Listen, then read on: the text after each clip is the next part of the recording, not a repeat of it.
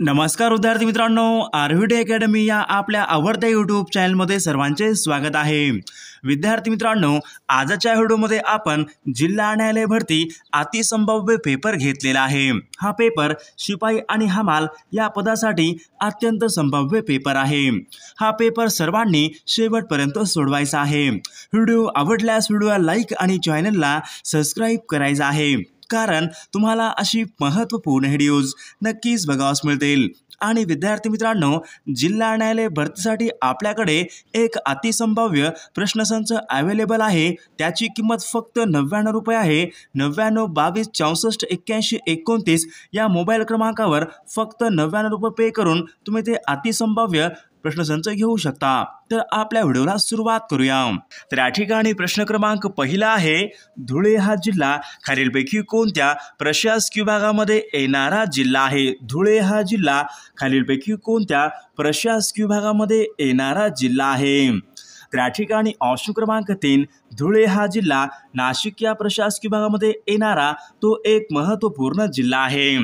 प्रश्न क्रमांक दुसरा पाहूयात, कोकण या प्रादेशिक विभागामध्ये एकूण किती जिल्ह्यांचा समावेश होतो? कोकण या प्रादेशिक विभागामध्ये एकूण किती जिल्ह्यांचा समावेश होतो? तर विद्यार्थी मित्रांनो, कोकण या प्रादेशिक विभागामध्ये एकूण 7 जिल्ह्यांचा समावेश होतो। प्रश्न क्रमांक तिसरा पाहूयात, गरमसूर डोंगर महाराष्ट्रामध्ये खालीलपैकी कोणत्या जिल्ह्यामधले डोंगर आहेत? गरमसूर डोंगर महाराष्ट्रामध्ये खालीलपैकी कोणत्या जिल्ह्यामधले डोंगर आहेत? तर या ठिकाणी ऑप्शन क्रमांक 4 आहे, गरमसूर डोंगर महाराष्ट्रामध्ये नागपूर जिल्ह्यामधले ते डोंगर आहेत।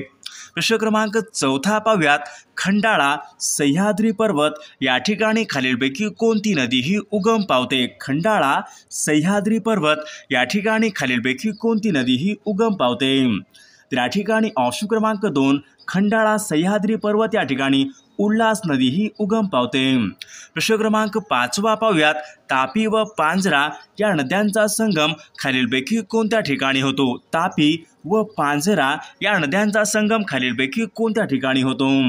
तर या ठिकाणी ऑप्शन क्रमांक 4 आहे, मुदावड या ठिकाणी तापी व पांझरा या नद्यांचा संगम होतो। तर मुदावड हे ठिकाण धुळे जिल्ह्यामधलं ते ठिकाण आहे। प्रश्न क्रमांक 7 पाहूयात, माणिकडोह या धरणाच्या जलाशयाचं नाव खालीलपैकी काय आहे? माणिकडोह या धरणाच्या जलाशयाचं नाव खालीलपैकी काय आहे? तर माणिकडोह या धरणाच्या जलाशयाचं नाव ऑप्शन क्रमांक 4 शहाजी सागर या ठिकाणी आपले योग्य उत्तर असेल। प्रश्न क्रमांक 8 पाहूयात, महाराष्ट्रामधला सर्वात मोठा अणुविद्युत प्रकल्प यांची क्षमता खालीलपैकी किती मेगावॅट आहे? महाराष्ट्रामधला सर्वात मोठा अणुविद्युत प्रकल्प यांची क्षमता खालीलपैकी किती मेगावॅट आहे? तर या ठिकाणी ऑप्शन क्रमांक 4 1400 मेगावॅट या ठिकाणी आपलं योग्य उत्तर असेल। प्रश्न क्रमांक 9 पाहूयात, मौदा हा औष्णिक विद्युत प्रकल्प खालीलपैकी कोणत्या जिल्ह्यामधला प्रकल्प आहे? मौदा हा एक औष्णिक प्रकल्प आहे, तर तो खालीलपैकी कोणत्या जिल्ह्यामधला प्रकल्प आहे? तर मौदा हा औष्णिक विद्युत प्रकल्प नागपूर जिल्ह्यामधला तो प्रकल्प आहे। प्रश्न क्रमांक 10 पाहूयात, महाराष्ट्र वन्यजीव संरक्षण अधिनियमन हा कायदा खालीलपैकी कोणत्या वर्षीचा कायदा आहे? महाराष्ट्र वन्यजीव संरक्षण अधिनियमन हा कायदा खालीलपैकी कोणत्या वर्षीचा कायदा आहे? तर हा कायदा सन 1972चा हा कायदा आहे। प्रश्न क्रमांक 11 पाहूयात, मायनी हे पक्षी अभयारण्य खालीलपैकी कोणत्या जिल्ह्यामधलं अभयारण्य आहे? मायनी हे एक पक्षी अभयारण्य आहे, तर ते खालीलपैकी कोणत्या जिल्ह्यामधलं पक्षी अभयारण्य आहे? तर मायनी हे सातारा जिल्ह्यामधलं पक्षी अभयारण्य आहे। प्रश्न क्रमांक 12 पाहूयात, खडक हे मूलतः खालीलपैकी कशाचं मिश्रण असते? खडक हे खालीलपैकी कशाचं मिश्रण असते? विद्यार्थी मित्रांनो, हा प्रश्न परीक्षेमध्ये विचारला होता, महत्त्वपूर्ण आहे। तर खडक हे खनिजांचे मिश्रण ऑप्शन क्रमांक 2 या ठिकाणी आपलं योग्य उत्तर असेल। प्रश्न क्रमांक 14 पाहूयात, स्तरित म्हणजेच गाळाचे खडक यांचा कालखंड खालीलपैकी कोणता आहे? स्तरित म्हणजेच गाळाचे खडक यांचा कालखंड खालीलपैकी कोणता आहे? तर या ठिकाणी ऑप्शन क्रमांक 4 गोंडावना कालखंड या ठिकाणी आपले योग्य उत्तर असेल। प्रश्न क्रमांक 15 पाहूयात, महाराष्ट्र राज्य औद्योगिक व गुंतवणूक महामंडळ म्हणजेच सिकॉम यांची स्थापना खालीलपैकी कोणत्या वर्षी झाली होती? सिकॉम ही एक औद्योगिक आणि गुंतवणूक महामंडळ ही एक संस्था आहे, तर यांची स्थापना खालीलपैकी कोणत्या वर्षी झाली होती? तर सिकॉमची स्थापना तर ऑप्शन क्रमांक 4 सन 1966 या वर्षी सिकॉमची स्थापना ही झालेली आहे। प्रश्न क्रमांक 16 पाहूयात। लाख उद्योग खालीलपैकी कोणत्या जिल्ह्यामध्ये चालतो? लाख उद्योग खालीलपैकी कोणत्या जिल्ह्यामध्ये चालणारा उद्योग आहे? तर विद्यार्थी मित्रांनो, लाख उद्योगचा भंडारा जिल्ह्यामध्ये चालणारा तो एक महत्त्वपूर्ण उद्योग आहे। प्रश्न क्रमांक 17 पाहूयात। NH48 खालीलपैकी कोणत्या दोन शहरादरम्यान आहे? NH48 हा राष्ट्रीय महामार्ग खालीलपैकी कोणत्या दोन शहरांना जोडणारा राष्ट्रीय महामार्ग आहे? तर मुंबई ते दिल्ली या दोन शहरांना जोडणारा NH48 हा महामार्ग आहे। प्रश्न क्रमांक 19 पाहूयात। वाई ते महाबळेश्वर यांच्या दरम्यान खालीलपैकी कोणता घाट लागतो? वाई ते महाबळेश्वर यांच्या दरम्यान खालीलपैकी कोणता घाट लागतो? तर वाई ते महाबळेश्वर यांच्या दरम्यान पसरणे हा घाट लागतो। ऑप्शन क्रमांक 2 या ठिकाणी आपले योग्य उत्तर असेल। प्रश्न क्रमांक 20 पाहूयात। सन 1853 साली धावलेल्या पहिल्या रेल्वेच्या 3 इंजिनाची नावे खालीलपैकी कोणती आहेत? तर विद्यार्थी मित्रांनो, सन 1853 मध्ये धावलेल्या पहिल्या रेल्वेच्या 3 इंजिनाची नावे साहिब, सिंध, सुलतान। ऑप्शन क्रमांक 3 या ठिकाणी आपले योग्य उत्तर असेल।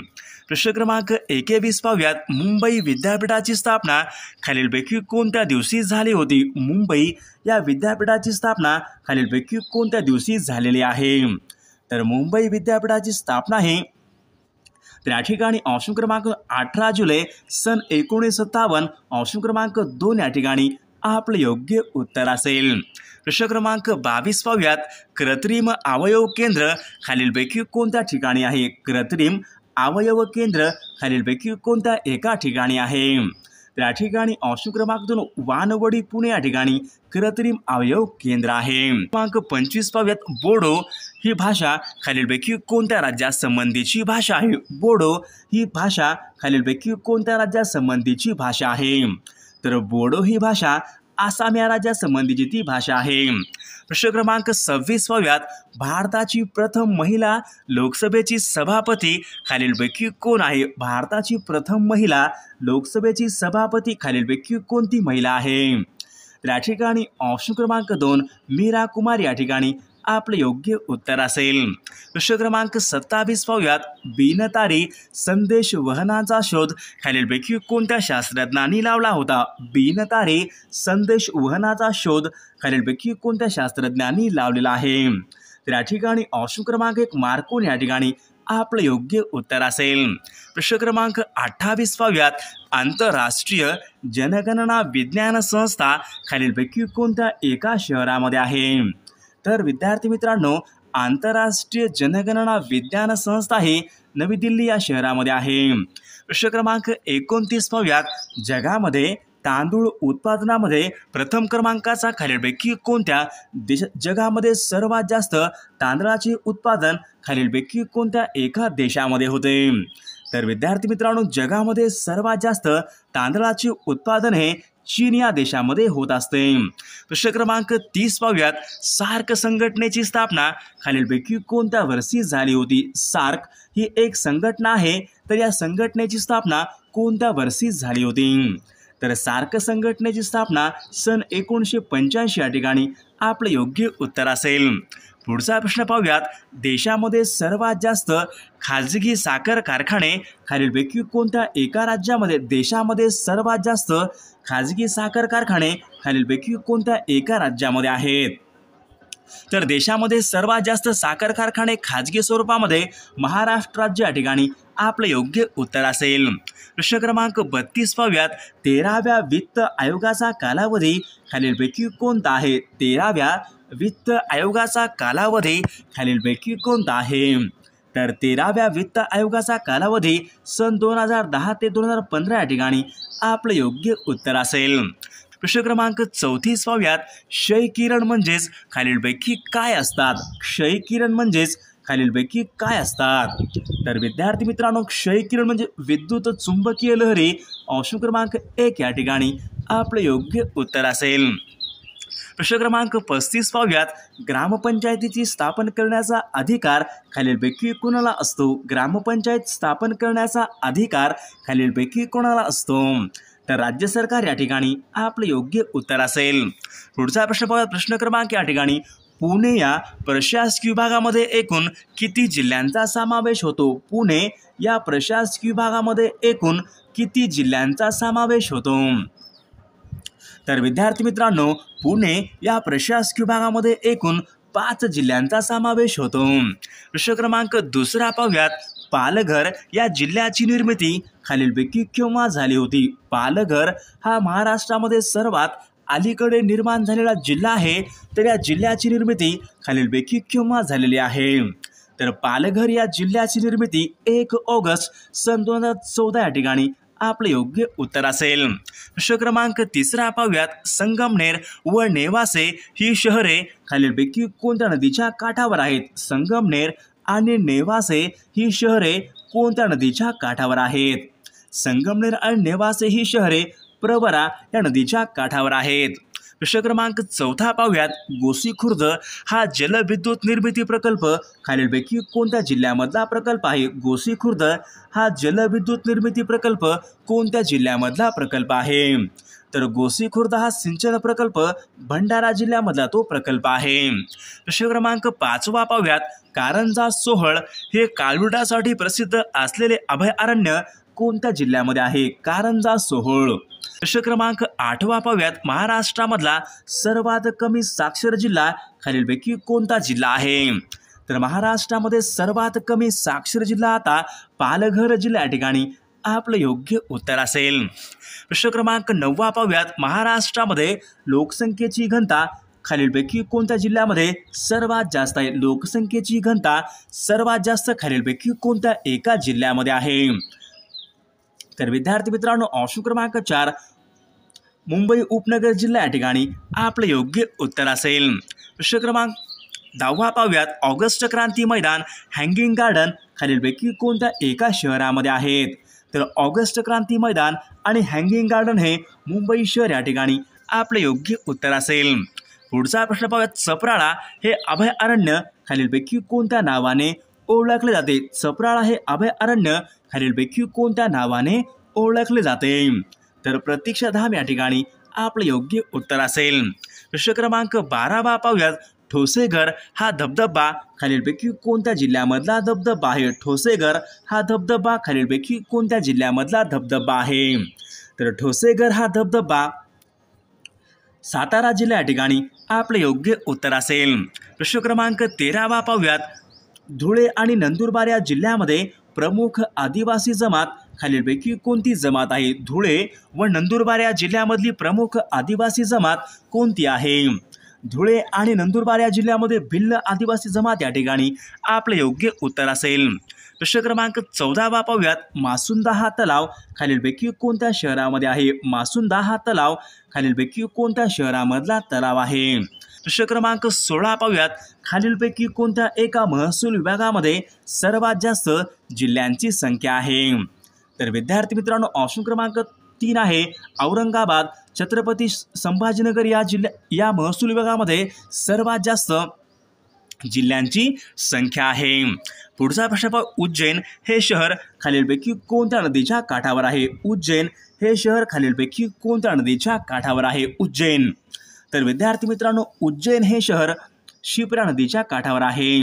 प्रश्न क्रमांक 18 पाहूया. वेंबनाड हे भारतामधले एक प्रमुख सरोवर खालीलपैकी कोणत्या राज्यामध्ये आहे? वेंबनाड.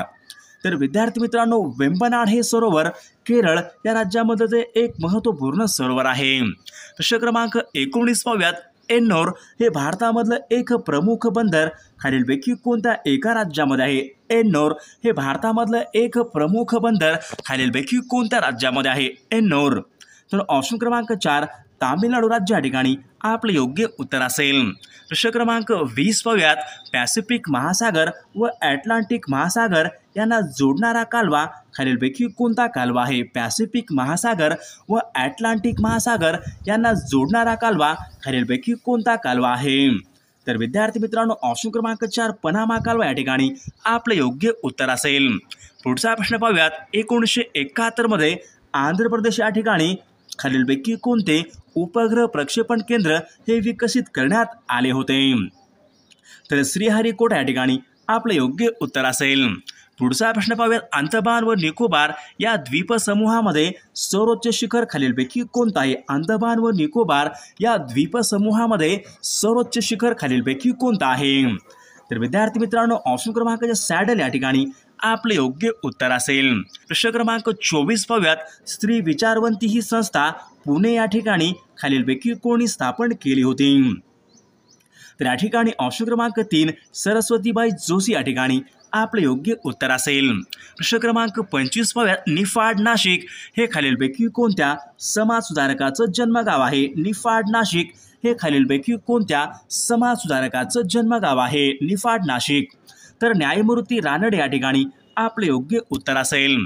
प्रश्न क्रमांक 26 पाहूयात।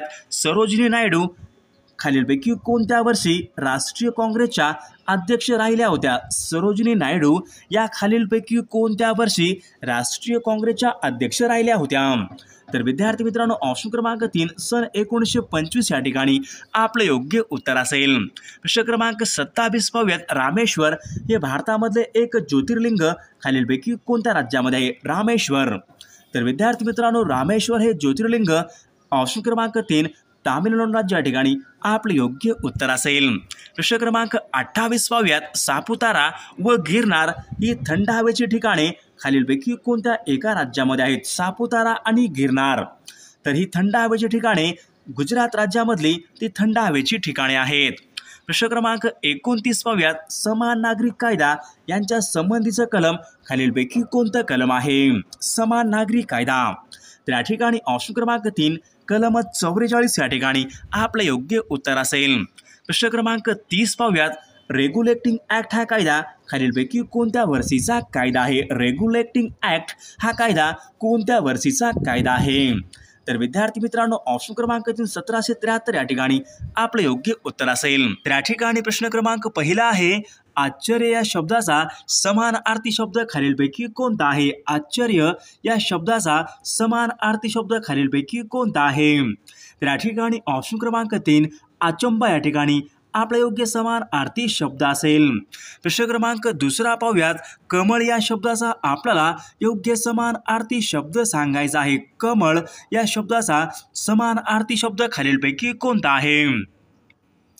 तर या ठिकाणी ऑप्शन क्रमांक 2 सरोज या ठिकाणी कमळ या शब्दाचा योग्य समानार्थी शब्द आहे। प्रश्न क्रमांक 3 पाहूयात। शार्दूल या शब्दाचा समानार्थी शब्द खालीलपैकी कोणता आहे? शार्दूल या शब्दाचा समानार्थी शब्द खालीलपैकी कोणता आहे? तर विद्यार्थी मित्रांनो, या ठिकाणी ऑप्शन क्रमांक 2 सिंह या ठिकाणी शार्दूल या शब्दाचा योग्य समानार्थी शब्द आहे। प्रश्न क्रमांक 4 पाहूयात। मार्गिक हा एक शब्द आहे। या शब्दाचा योग्य अर्थ पुढीलपैकी कोणता आहे? मार्गिक हा एक शब्द आहे। या शब्दाचा आपल्याला योग्य अर्थ सांगायचा आहे। मार्गिक। तर मार्गिकचा योग्य अर्थ ऑप्शन क्रमांक 4 वाट सुरू या ठिकाणी आपला योग्य अर्थ असेल। प्रश्न क्रमांक 5 पाहूयात। अतिरेकी या शब्दाचा आपल्याला विरुद्धार्थी शब्द सांगायचा आहे। अतिरेकी या शब्दाचा आपल्याला योग्य विरुद्धार्थी शब्द सांगायचा आहे। तर अतिरेकी या शब्दाचा योग्य विरुद्धार्थी शब्द विवेकी या ठिकाणी आपला योग्य विरुद्धार्थी शब्द असेल। प्रश्न क्रमांक 6 पाहूयात। अब्रू या शब्दाचा विरुद्धार्थी शब्द खालीलपैकी कोणता आहे? अब्रू या शब्दाचा विरुद्धार्थी शब्द खालीलपैकी कोणता आहे?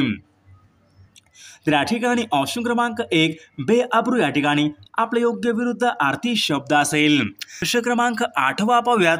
खंडन या शब्दाचा योग्य विरुद्धार्थी शब्द खालीलपैकी कोणता आहे? खंडन या शब्दाचा योग्य विरुद्धार्थी शब्द खालीलपैकी कोणता आहे? तर खंडन या शब्दाचा योग्य विरुद्ध आरती शब्द मंडन या ठिकाणी योग्य विरुद्ध आरती शब्द असेल. प्रश्न क्रमांक 9 पाहूयात. अनेक शब्दाबद्दल एक शब्द आपल्याला सांगायचा आहे. तर या ठिकाणी काय विचारले बघा. अवधान राखून पटकन व सुयोग्य उत्तर देणारा अनेक शब्दाबद्दल आपल्याला एक शब्द सांगायचा आहे. तर या ठिकाणी ऑप्शन क्रमांक 2 हजर जबाब या ठिकाणी आपले योग्य उत्तर असेल. प्रश्न क्रमांक 10 पाहूयात. अतिशय मूर्खपणा करणारा मूर्खातलाही मूर्ख त्यांना खालीलपैकी काय म्हणतात. अतिशय मूर्खपणा करणारा आणि मूर्खातलाही मूर्ख त्यांना खालीलपैकी काय म्हणतात. तर या ठिकाणी ऑप्शन क्रमांक 3 मूर्ख शिरोमणी या ठिकाणी आपले योग्य उत्तर असेल. प्रश्न क्रमांक 11 पाहूयात. स्वतःच्या इच्छेप्रमाणे वागणारे अनेक शब्दाबद्दल एक शब्द आपल्याला सांगायचा आहे. स्वतःच्या इच्छेप्रमाणे वागणारे अनेक शब्दाबद्दल एक शब्द आपल्याला सांगायचा आहे. तर स्वतःच्या इच्छेप्रमाणे वागणारा मनमोजी या ठिकाणी आपले योग्य उत्तर असेल. प्रश्न क्रमांक 12 पाहूयात. जिचे डोळे हरणाच्या डोळ्याप्रमाणे सुंदर आहेत अशी म्हणजेच खालीलपैकी कोण असेल. जिचे डोळे हरणाच्या डोळ्याप्रमाणे सुंदर आहेत त्यांना खालीलपैकी काय म्हणतात. तर विद्यार्थी मित्रांनो ऑप्शन क्रमांक 3 मृगनयना या ठिकाणी आपले योग्य उत्तर असेल. प्रश्न क्रमांक 14 पाहूयात. पै दक्षिणा लक्ष प्रदक्षिणा या म्हणीचा योग्य अर्थ पुढीलपैकी कोणता आहे. पै दक्षिणा लक्ष प्रदक्षिणा या म्हणीचा योग्य अर्थ पुढीलपैकी कोणता आहे. तर या म्हणीचा अर्थ आहे ऑप्शन क्रमांक 3 अल्प मोबदला देऊन भरपूर काम करून घेणे. ऑप्शन क्रमांक 3 या ठिकाणी आपले योग्य उत्तर असेल. प्रश्न क्रमांक 15 पाहूयात. अर्धचंद्र देणे हा एक वाक्यप्रचार आहे तर योग्य अर्थ आपल्याला सांगायचा आहे. अर्धचंद्र देणे. तर अर्धचंद्र देणे म्हणजे ऑप्शन क्रमांक तर या ठिकाणी ऑप्शन क्रमांक 4 काढून टाकणे या ठिकाणी आपले योग्य उत्तर असेल. प्रश्न क्रमांक 16 पाहूयात. चतुर्भुज होणे हा एक वाक्यप्रचार आहे तर योग्य अर्थ आपल्याला सांगायचा आहे. चतुर्भुज होणे. तर चतुर्भुज होणे म्हणजे ऑप्शन क्रमांक 3 विवाह होणे या ठिकाणी आपला योग्य अर्थ असेल. प्रश्न क्रमांक 17 पाहूयात. सोनाराने कान टोचणे वाक्यप्रचार योग्य अर्थ आपल्याला सांगायचा आहे. सोनाराने कान टोचणे. तर सोनाराने कान टोचणे ऑप्शन क्रमांक 2 आहे. योग्य व्यक्तीने चूक पटवून देणे ऑप्शन क्रमांक 2 या ठिकाणी आपला योग्य अर्थ असेल. प्रश्न क्रमांक 18 पाहूयात. अलंकारिक शब्दाचा आपल्याला योग्य अर्थ सांगायचा आहे. तर या ठिकाणी शब्द आहे भाकड कथा. तर भाकड कथा या अलंकारिक शब्दाचा योग्य अर्थ आपल्याला सांगायचा आहे. तर भाकड कथा म्हणजे निरर्थक गोष्टी ऑप्शन क्रमांक 1 या ठिकाणी आपले योग्य उत्तर असेल. प्रश्न क्रमांक 20 पाहूयात. कवी मधु गुरु पिता हे सर्व शब्द खालीलपैकी कोणत्या भाषेमधून मराठी भाषेमध्ये आलेले ते शब्द आहेत. तर विद्यार्थी मित्रांनो कवी मधु गुरु पिता हे सर्व शब्द संस्कृत या भाषेमधून मराठी भाषेमध्ये आलेले ते शब्द आहेत. प्रश्न क्रमांक 21 पाहूयात. हुशार मूर्ख भित्रा काळा हे खालीलपैकी कोणत्या जातीचे शब्द आहेत. हुशार मूर्ख भित्रा काळा हे सर्व शब्द खालीलपैकी कोणत्या जातीचे शब्द आहेत. तर हे सर्व शब्द विशेषण या जातीचे ते शब्द आहेत. प्रश्न क्रमांक 22 पाहूयात. खालील वाक्यामध्ये कोणते अव्यय आहे ते आपल्याला ओळखायचं आहे. तर या ठिकाणी वाक्य आहे तो आता अलीकडेच थांबला. या वाक्यामधील आपल्याला कोणत्या प्रकारचं अव्यय आहे या ठिकाणी आपल्याला ओळखायचं आहे. तर विद्यार्थी मित्रांनो ऑप्शन क्रमांक 3 क्रिया विशेषण अव्यय या ठिकाणी आपले योग्य उत्तर असेल. प्रश्न क्रमांक 23 पाहूयात. खालील शब्दापैकी आपल्याला भाववाचक नाम ओळखायचं आहे. तर आपल्यासमोर 4 शब्द आहेत. या 4 शब्दापैकी आपल्याला भाववाचक नाम ओळखायचं आहे. तर या ठिकाणी ऑप्शन क्रमांक शांतता या ठिकाणी आपले योग्य भाववाचक नाम असेल. प्रश्न क्रमांक 24 विनय या शब्दापासून खालीलपैकी कोणते विशेषण तयार होते. विनय या शब्दापासून खालीलपैकी कोणते विशेषण हे तयार होते. तर विनय या शब्दापासून विनयशील या ठिकाणी आपले योग्य ऑप्शन क्रमांक 2 या ठिकाणी आपले योग्य उत्तर असेल. प्रश्न क्रमांक 25 पाहूयात. खालीलपैकी आपल्याला सार्वनामिक विशेषण ओळखायचे आहे. आपल्यासमोर 4 पर्याय आहेत. तर या 4 पर्यायापैकी आपल्याला सार्वनामिक विशेषण ओळखायचं आहे. तर या ठिकाणी ऑप्शन क्रमांक 1 त्याचा या ठिकाणी आपलं योग्य उत्तर असेल। प्रश्न क्रमांक 27 पाहूयात। अपूर्ण भूतकाळाचं वाक्य आपल्याला ओळखायचं आहे। अपूर्ण भूतकाळाचं वाक्य आपल्याला ओळखायचं आहे। आपल्यासमोर 4 वाक्य आहेत, तर अपूर्ण भूतकाळाचं वाक्य कोणतं असेल? तर ऑप्शन क्रमांक 2 मी कादंबरी वाचत होतो हे वाक्य अपूर्ण भूतकाळाचं हे वाक्य आहे। प्रश्न क्रमांक 28 पाहूयात। क्रियापदावरून कोणता बोध होतो ते आपल्याला ओळखायचं आहे। तर या ठिकाणी वाक्य आहे कृपया उद्या आमच्याकडे जेवायला याच। या ठिकाणी क्रियापदावरून कोणता बोध होतो ते आपल्याला ओळखायचं आहे। तर या ठिकाणी ऑप्शन क्रमांक 3 विनंती या ठिकाणी आपलं योग्य उत्तर असेल। प्रश्न क्रमांक 29 पाहूयात। तू आता जेवून घे बरं हे खालीलपैकी कोणत्या प्रकारचं वाक्य आहे? तू आता जेवून घे बरं हे कोणत्या प्रकारचं वाक्य आहे? कोणत्या प्रकारचं वाक्य आहे? तर विद्यार्थी मित्रांनो ऑप्शन क्रमांक 3 सौम्य आज्ञा या ठिकाणी आपले योग्य उत्तर असेल। प्रश्न क्रमांक 30 पाहूयात। करणरूपी वाक्य म्हणजेच खालीलपैकी कोणते वाक्य असते? करणरूपी म्हणजे वाक्य म्हणजेच हे कोणत्या प्रकारचं वाक्य असते? तर या ठिकाणी ऑप्शन क्रमांक 2 करणरूपी वाक्य म्हणजेच होकारवार्थी वाक्य या ठिकाणी आपले योग्य उत्तर असेल। पुढचा प्रश्न पाहूयात। गुरुपदेश या शब्दाची आपल्याला संधी ओळखायची आहे। गुरु उपदेश या ठिकाणी एक शब्द आहे, या शब्दाची आपल्याला संधी ओळखायची आहे। कोणत्या संधीचं हे उदाहरण आहे? गुरु उपदेश।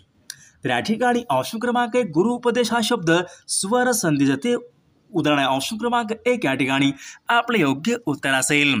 प्रश्न क्रमांक 32 पाहूयात। मन्वंतर हा शब्द खालीलपैकी कोणत्या संधीचं उदाहरण आहे? मन्वंतर हा एक शब्द आहे, कोणत्या संधीचं उदाहरण आहे मन्वंतर? तर विद्यार्थी मित्रांनो ऑप्शन क्रमांक 1 स्वर संधी या ठिकाणी आपले योग्य उत्तर असेल। प्रश्न क्रमांक 34 पाहूयात। मुलांनी आज्ञा पाळावी या ठिकाणी अधोरेखित शब्दाची आपल्याला विभक्ती ओळखायची आहे। तर विद्यार्थी मित्रांनो ऑप्शन क्रमांक 3 तृतीय विभक्ती या ठिकाणी आपले योग्य उत्तर असेल। प्रश्न क्रमांक पुढचा पाहूयात। मतिमंद हा शब्द खालीलपैकी कोणत्या प्रकारच्या समासाचं उदाहरण आहे? मतिमंद हा शब्द खालीलपैकी कोणत्या प्रकारच्या समासाचं उदाहरण आहे? तर मतिमंद हा तत्पुरुष समास या ठिकाणी आपले योग्य उत्तर असेल।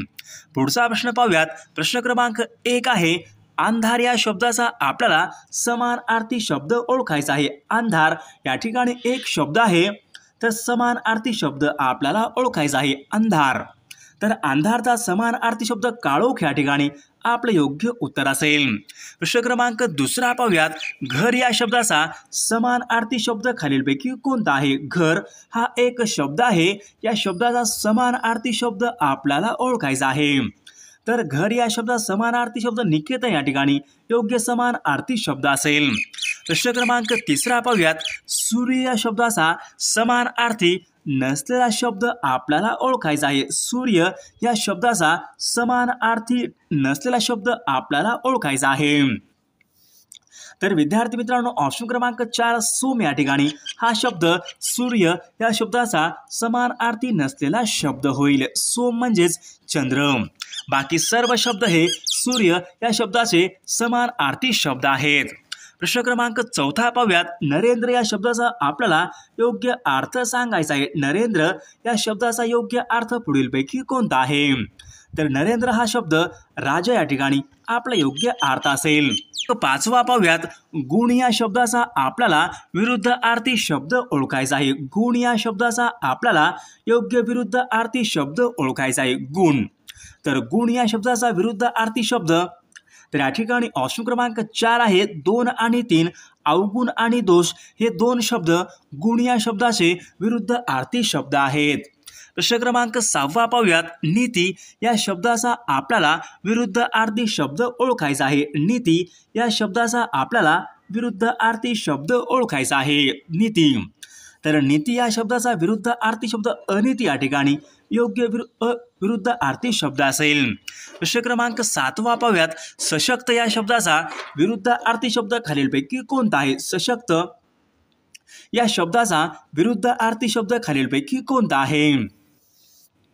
तर या ठिकाणी ऑप्शन क्रमांक 2 अशक्त या ठिकाणी योग्य विरुद्धार्थी शब्द असेल।